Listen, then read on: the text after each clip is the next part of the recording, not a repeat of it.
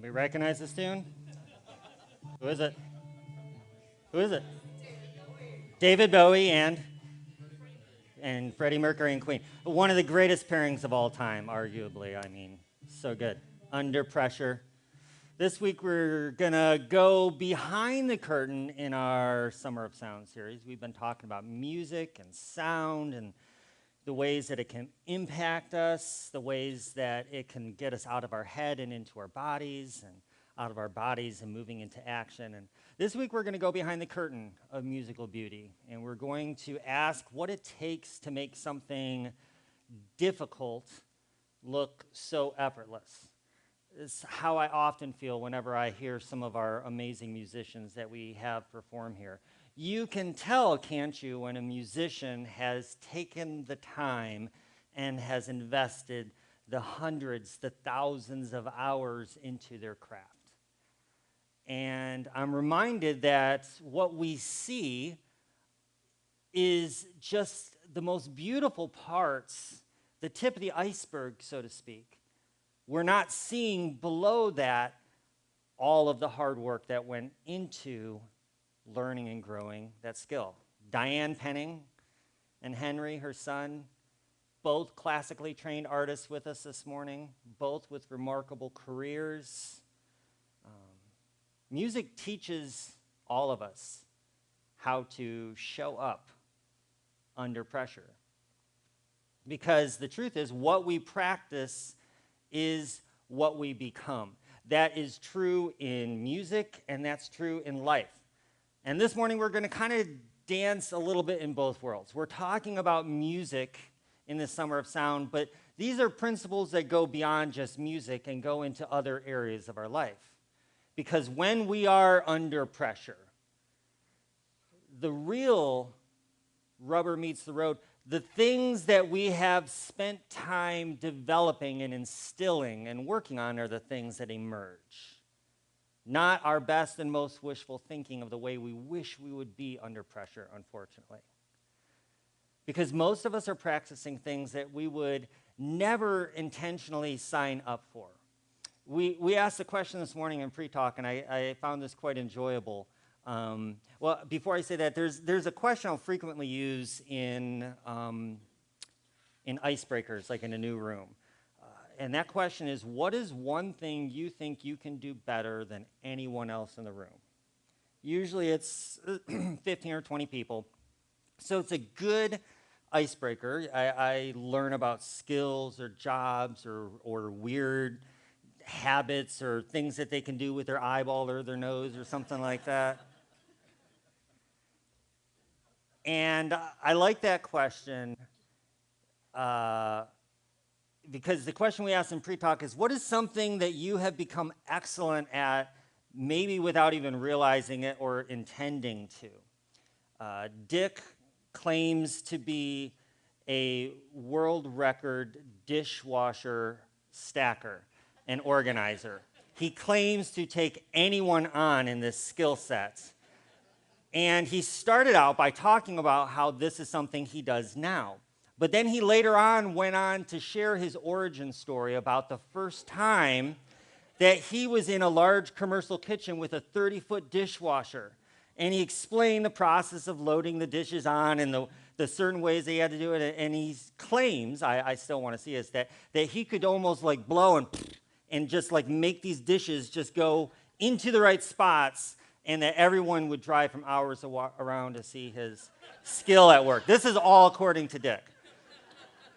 What is something that you've become intentionally or unintentionally good at without even realizing it? So we have something else coming up here, a cardboard boat race. And last year, there were a handful of us in this room who became unexpectedly good at building watercrafts out of cardboard. If you were part of that group, raise your hand really high, tall, and proud. Look at these cardboard mariners that helped us paddle to victory. Unfortunately, my co-captain from last year, Mary Ellen, is not going to be able to participate this year, but we have a new co-captain, John Leitner. Where's John at over? There he is back there. He's this year's cardboard co-captain. This was something that was really, really fun because we bought the book and it was so enjoyable to see some of these bright engineering minds. I mean, we've got some really smart engineers and retired engineers here in this room, and it was fun to see them apply all this engineering expertise to cutting cardboard and pulling out these angles, and we were doing complex math, converting decimals to fractions, and my head was hurting. There's things in life that we become unintentionally good at without even meaning to. And the thing about practice, the thing about showing up under pressure is that there is, for the most skilled of musicians and artists, this illusion of effortlessness. The best musicians make it look like it just flows out of them. And we struggle because whenever we start something new, we feel the disconnect between how we want ourselves to be or sound and where we're actually at. Somebody else mentioned learning Spanish this morning and how they studied and was in classes and then they started talking to peers. But there's a big difference between learning Spanish in a classroom and out of a book and tapes and online courses and going to a Spanish-speaking country. And then the first time you're there, you're all of a sudden reminded, oh, this is what it feels like under pressure. And we've all learned that in anything that we've become good at, because anything worth doing well will push us down and we'll find ourselves facing the dirt and have to pick ourselves back up and keep going. And we'll have to do that dozens and hundreds and thousands of times. Great music can feel like magic because the labor, the work is not visible. We see the fruits of the labors. We don't see the hours of repetitive practice. We don't see the late nights. We don't see all of the discouragement, all of the comparisons, all of the internal struggles and the voices. We, the audience, we see grace. We don't see scales. We hear beauty. We don't hear and see the years of repetition.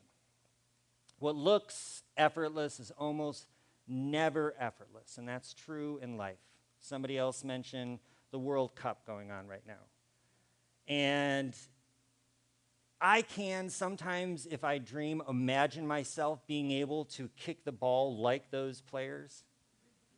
But anytime I've ever attempted to do anything close to that has been far less impressive because it takes a lot of work and a lot of repetition and a lot of practice. It's the visible tip of an invisible life. Pablo Castel, the cellist, he practiced 4 to 5 hours a day into his late 90s, and when he was asked why, he said, because I think I'm actually making some progress. Many would consider the Beatles one of the greatest groups and to have come into the rock music world.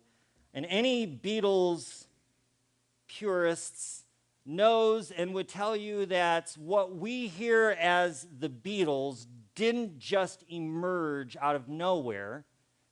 It actually was forged in this difficult time in Hamburg, Germany, when they first got together and would play at these bars and strip clubs in the red light district of Hamburg, Germany, sometimes 8 hours a night, to audiences who weren't even listening, who couldn't even pick any of them out of the room and didn't know them.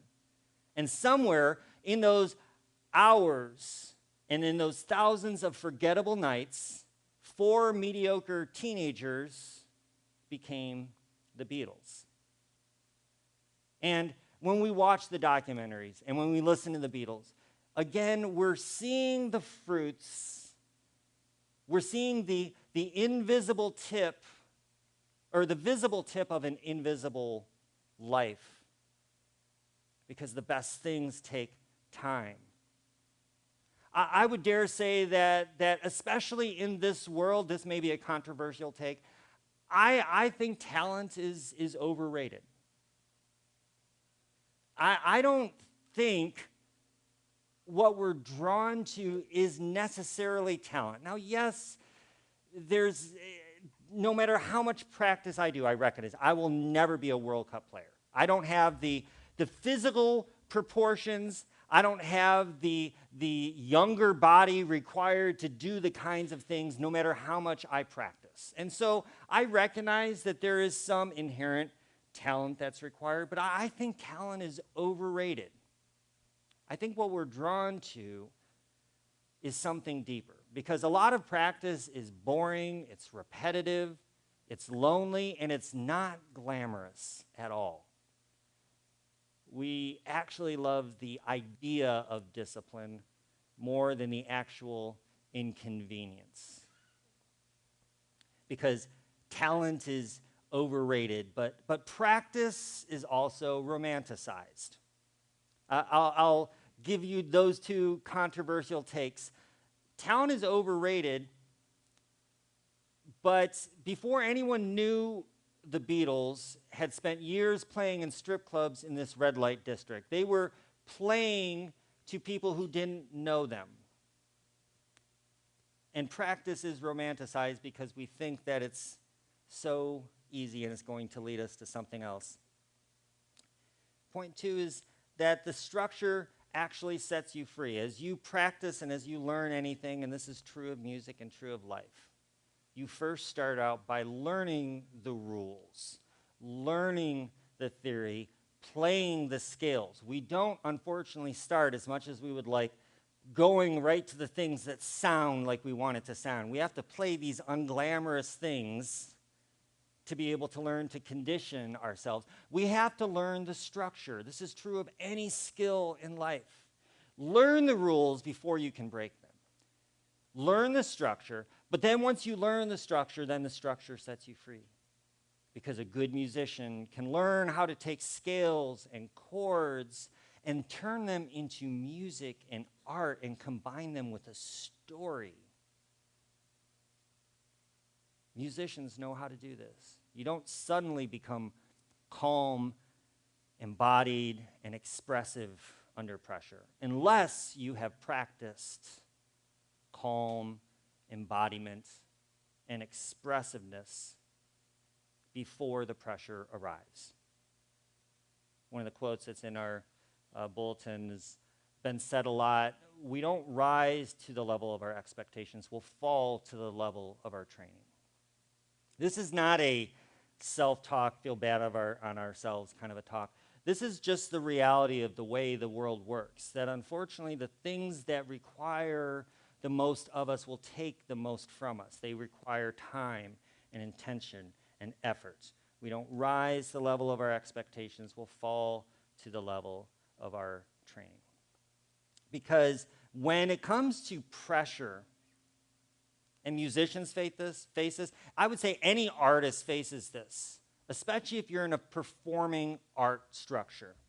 If you're going in front of an audience and giving a piece of yourself, reciting a poem, a meditation, a talk, a piece of music, you're putting a piece of yourself out there. And that pressure doesn't create character. It actually reveals what was being built during that time when we were practicing. It reveals our conditioning. As a former pastor coming out of the world that I came out of, I was trained to have answers, to have the answers to the questions that people wanted to know. I was trained to have those answers and to embrace certainty. And deconstruction for me was realizing that I had practiced certainty more than I had practiced curiosity.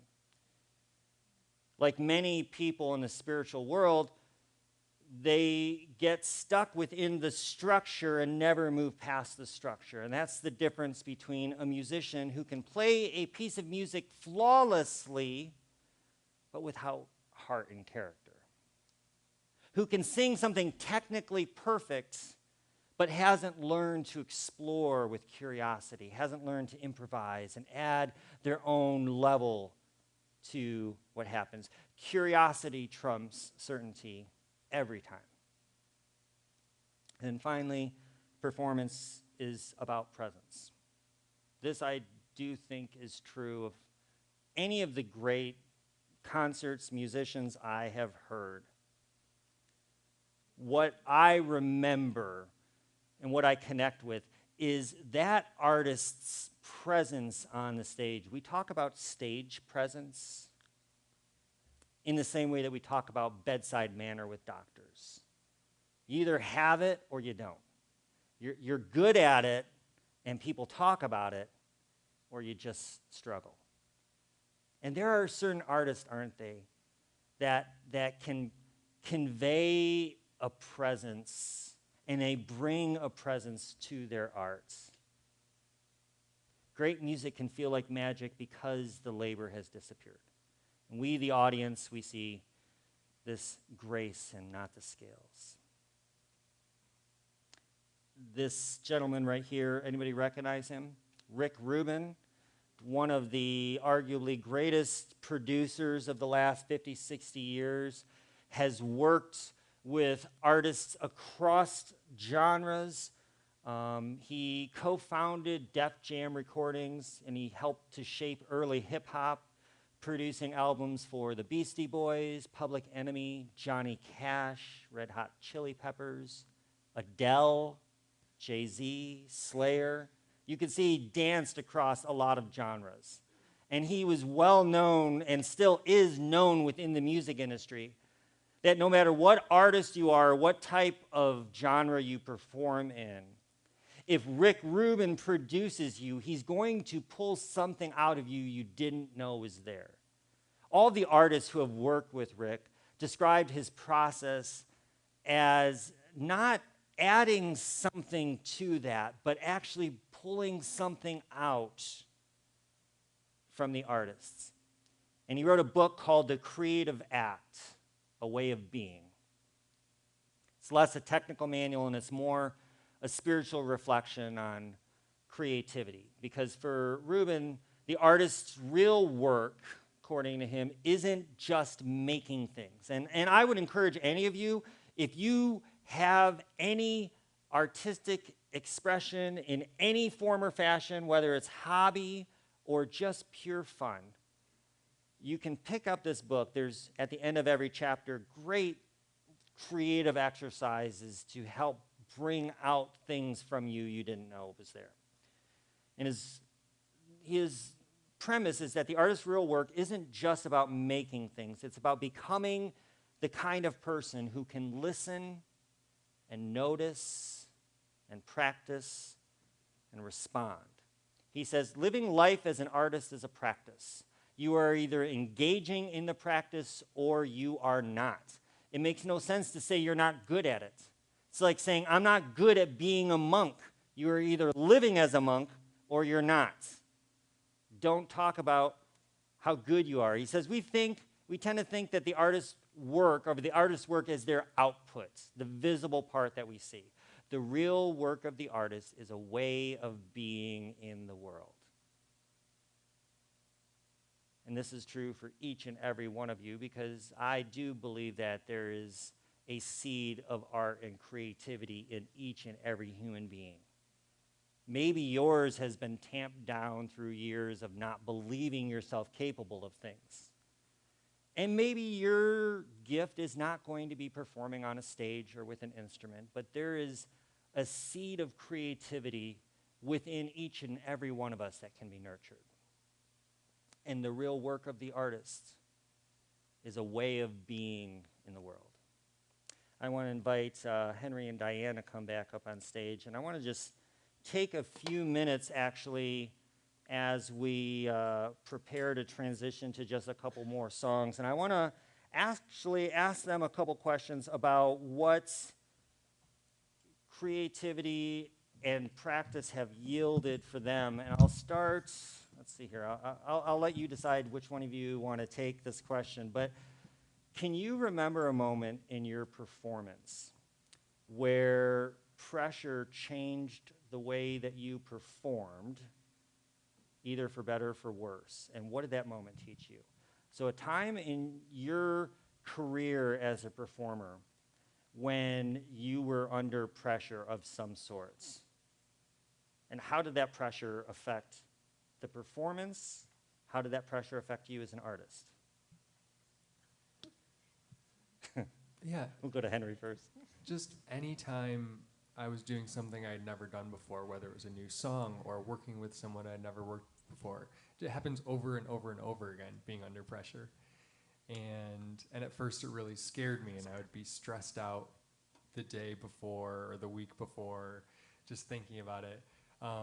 Until I learned that you can practice. It's everything we're talking about. You can practice how to be in the same way that you practice your instrument.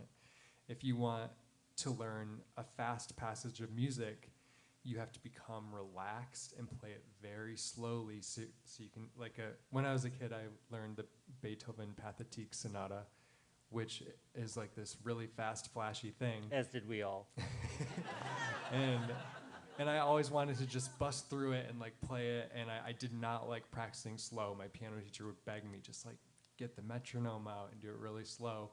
And so I was always practicing it frantic and rushed and hurried. And so when I would play at my recital, that's the energy I would walk up to the piano with and just be like. And it wasn't until I went to college that I finally would really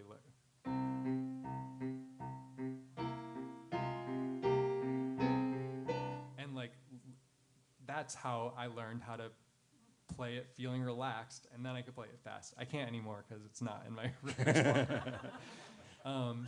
But so I didn't, I was like, if I'm going to keep performing, I can't become stressed out for a week every time I have a performance. I will just be in a constant state of stress. So I had to learn to just slow down my thoughts and practice becoming calm all the time. Especially before performance, and I slowly got better at it, and I would practice going through the process of saying, wow, I feel really nervous right now, even right before going on stage. I feel really nervous. Okay, let me just feel what it feels like to be nervous from an objective perspective and slow it down until I can just kind of see where it is in my body and practice letting it melt out. And then you just get better and better at that, and then under pressure becomes just an opportunity to practice something again. I love that. Thank you. Diane, what is something that after years of practice has become freer for you or easier for you that in the beginning wasn't? Well, I've been performing for a really, really long time. Because I started when I was 10. And I remember I used to do weddings, and I remember being really nervous. And I would think, okay, just 2 more songs, just 2 more songs. And as time went on and I continued to sing in front of people, I became more comfortable. But then later, when I was singing professionally, I was like, oh no, this is really important. People are paying money and I have to be perfect. And so that caused me a lot of anxiety. And so I worked really, really hard practicing. Just as you were mentioning, with singing, you can't practice 5-6 hours a day. It's not possible because your chords just can't handle it. But you can practice mentally, and I practiced and practiced and practiced as much as I could with the songs that I had to learn, with the lyrics, trying to memorize them so that I would be perfectly prepared. And then I realized, okay, even that doesn't work if I'm really nervous about being perfect. You know what I mean? So what I learned in the early part of when I'd sing with symphonies, I realized, okay, it's kind of similar to what Henry was describing. I had terrible performance anxiety right before going on stage, and I realized that it was because I think I have to be perfect, and I'm not realizing that I'm actually one with all these people that I'm singing for. And if I think of it as a gift and not like, oh, I have to be perfect, instead of thinking of it as these people have come to enjoy themselves and maybe something that I say in my song will really touch them, if I think of it as a gift, then I can relax and just sing because I have practiced. I am prepared, and I can just breathe and go and sing. Sometimes anxiety still, creeps in, but in general, I'm able to breathe and let it go. It is challenging, I will say that. Yeah, that's wonderful. Well, what song are you going to play for us next? This is You'll Never Walk Alone from Carousel. Both Henry and I have a love for, I'm not a technician, that's for sure, but with technology, I mean. But we both love Broadway, and this is a song that I just deeply love, and so that's what we're going to do.